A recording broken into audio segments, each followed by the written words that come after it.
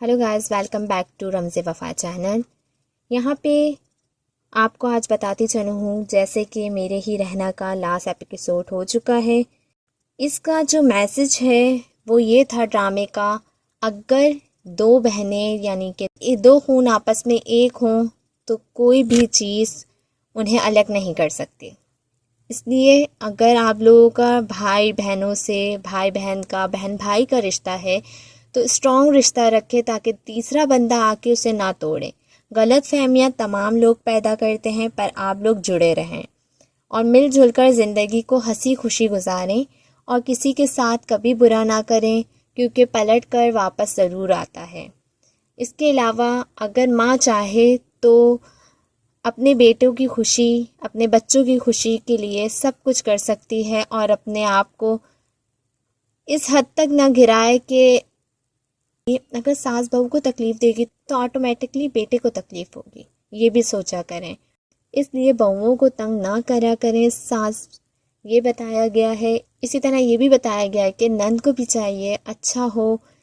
بھابیاں اتنی بری بھی نہیں ہوتی جتنا نندیں اور ساس سمجھتی ہیں، تو بس یہی ہے کہ آنے والی اپنا گھر بار سب کچھ چھوڑ کر آتی ہے۔ کس کے لیے؟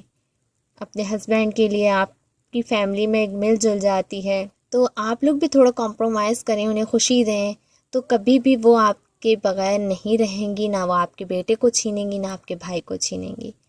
اور محبت پیار سے اپنی زندگی کو گزاریں، ورنہ اللہ تعالیٰ کی لاٹھی تو بے آواز ہوتی ہے، پلٹ کر ضرور آتا ہے، آج نہیں تو کل۔